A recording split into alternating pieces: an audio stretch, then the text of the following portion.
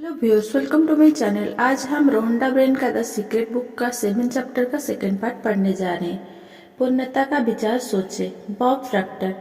मान लीजिए आपको कोई बीमारी है। अब अगर आप उस पर ध्यान केंद्रित कर रहे हैं और लोगों से उसके बारे में बात कर रहे हैं तो आप अधिक रोगी कोशिकाएं उत्पन्न कर रहे हैं।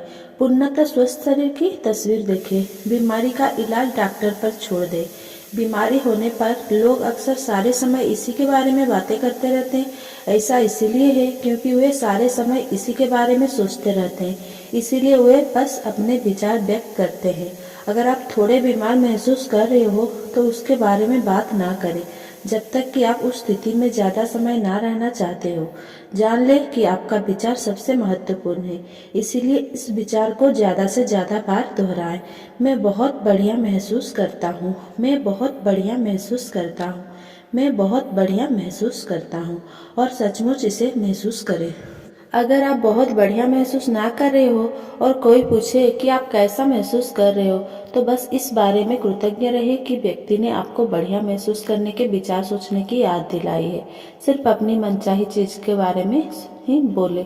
आप किसी चीज को तब तक नहीं पकड़ सकते जब तक कि आप यह ना सोच ले कि आप ऐसा कर सकते हैं, आप कोई काम कर सकते हैं। ये सोचना विचार द्वारा उसे अपने पास आने का आमंत्रण देना है।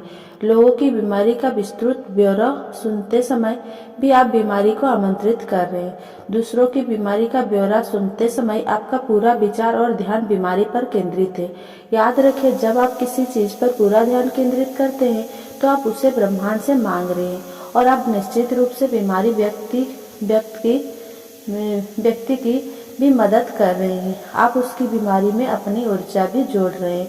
अगर आप सचमुच उस व्यक्ति की मदद करना चाहते हैं तो संभव होने पर बातचीत को अच्छी चीजों की तरफ मोड़ दें, वरना अपने रास्ते चले जाएं।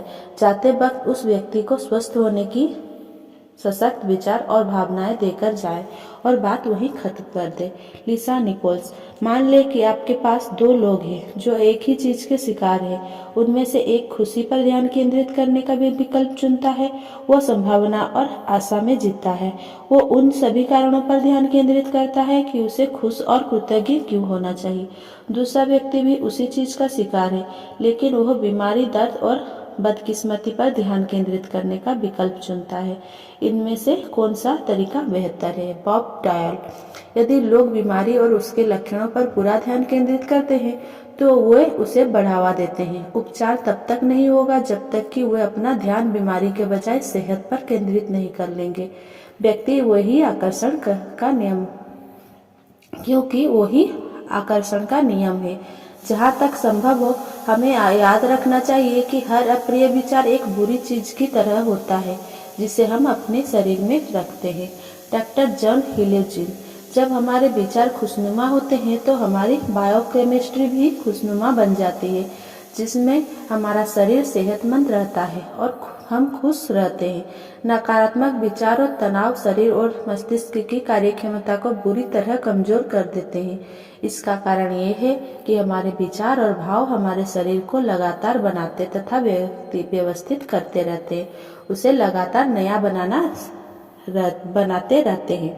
अब आपने अपने शरीर में अब तक चाहे जो भी उत्पन्न किया हो, आप उसे बदल सकते हैं, अंदर से भी और बाहर से भी।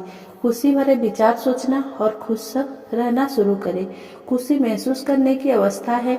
आपकी उंगली खुश महसूस करना है के बटन पर रहे, उसे अभी भी दबा दे और दृढ़ता से दबाए रखें, चाहे आपको चारों तरफ जो भी हो रहा हो। Doctor when Johnson.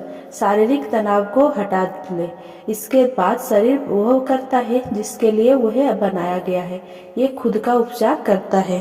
बीमारी से छुटकारा पाने के लिए आपको जूझने की जरूरत नहीं होती है। बस नकारात्मक विचारों को बाहर निकालने की आसान प्रक्रिया का पालन करें।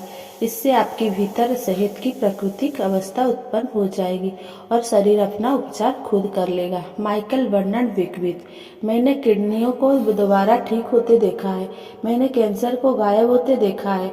मैंने आंखों की ज्योति को सुधारते और लौटते देखा है। रहस्य का पता चलने से पहले मैं 3 साल से पढ़ने का चश्मा लगा रहा था।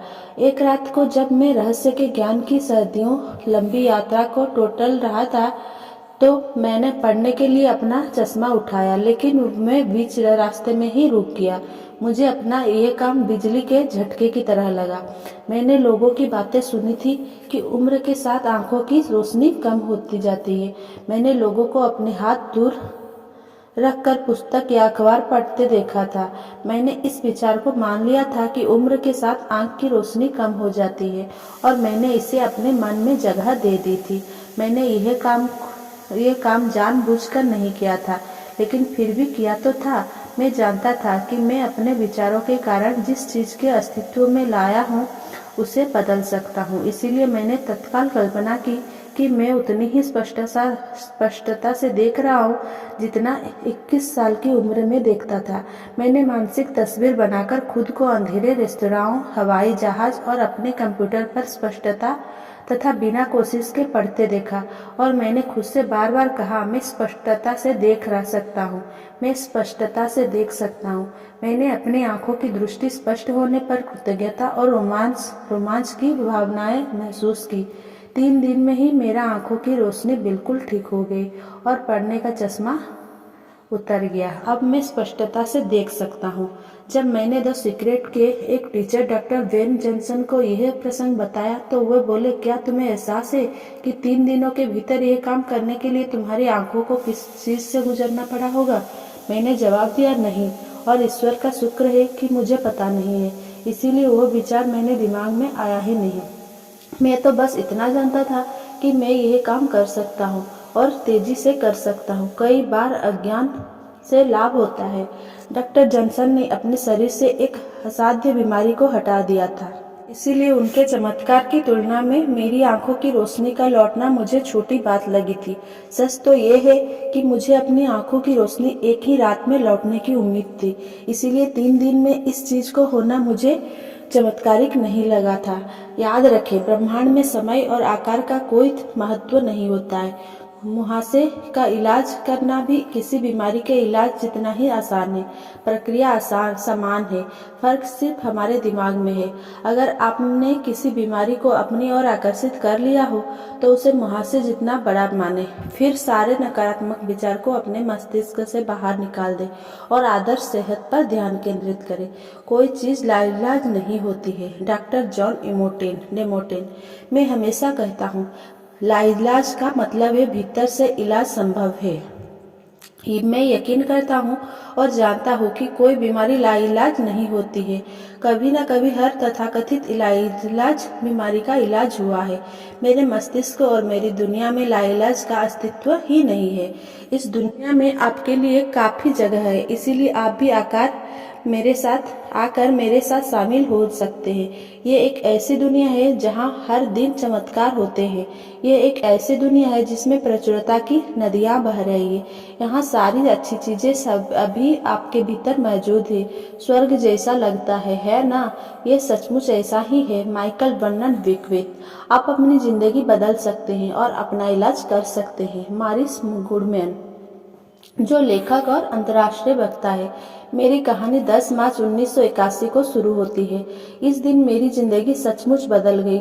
मैं इस दिन को कभी नहीं भूल पाऊंगा। मेरा हवाई जहाज टकरा गया। मुझे पूरी तरह अपंग हालत में अस्पताल पहुंचाया गया। मेरी स्पाइनल कॉर्ड चकनाचूर हो गई थी। मेरी पहली और दूसरी सर्वाइकल वर्टेब्रा टूट गई थी। मेरी निगलने की क्षमता खत्म हो गई थी। मैं खा पी नहीं सकता था। मेरा डायफ्राम नष्ट हो गया था। मैं सांस नहीं ले सकता था। मैं बस अपनी पलकें झपका सकता था। जाहिर है, डॉक्टरों ने मेरी हालत देखकर कहा कि मैं जिंदगी भर अपंग ही रहूंगा, बस अपनी पलकें ही झपका पाऊंगा। उन्होंने मेरे बारे में यह तस्वीर देखी, लेकिन उनके सोचने से कोई फर्क नहीं पड़ता था।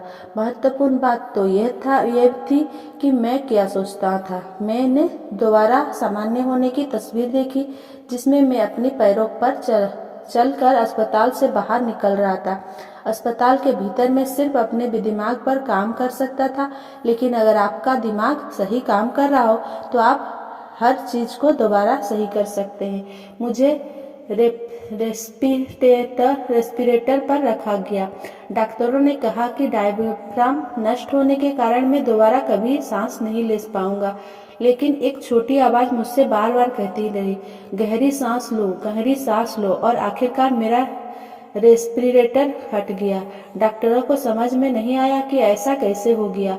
मैं अपने दिमाग में ऐसी कोई चीज नहीं आने दे सकता था जो मुझे अपने लक्ष्य या सपने से भटकाए।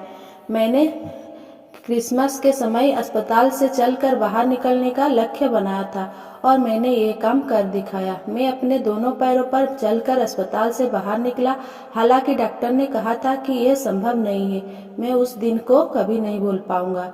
अगर कष्ट भोग रहे लोग को संदेश देने के लिए मुझे अपनी जिंदगी का सारांश बताना रहो, अगर मुझे लोगों को यह बताना हो कि वे अपनी जिंदगी में क्या कर सकते हैं, तो मैं इसे संक्षेप में 11 शब्द में बता सकता हूँ। इंसान वो बन जाता है जिसके बारे में वो सोचता है।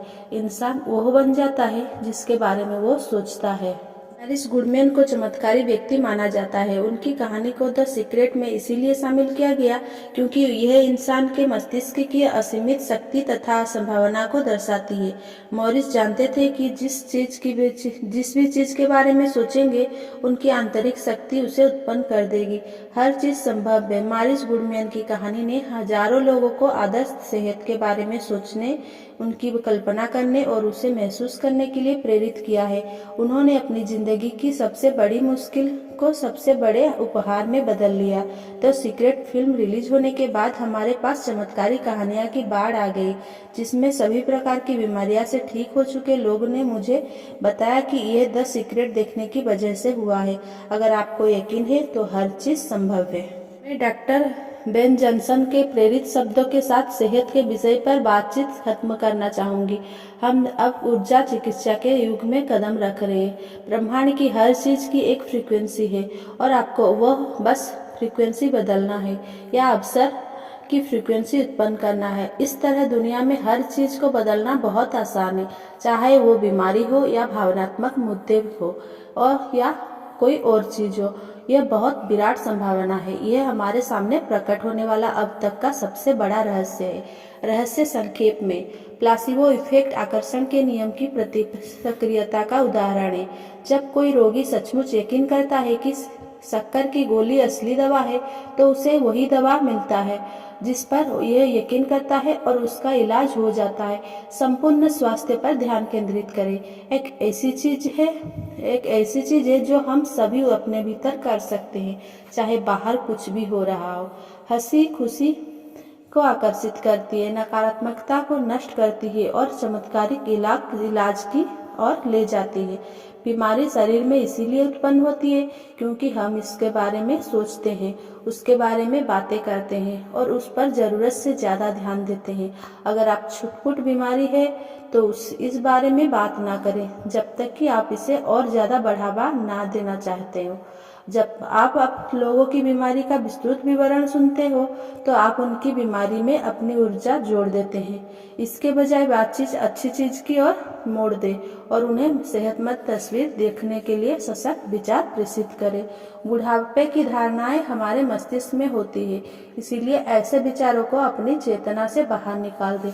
आदर्श सेहत और चीर यौवन पर ध्यान केंद्रित करें। बीमारियों और बुढ़ापे के बारे में समाज में व्याप्त भ्रामक बातों पर कान ना दें। नकारात्मक संदेशों से आपका भला नहीं होगा। Thanks for watching. Please like, comment, share and subscribe. Thank you.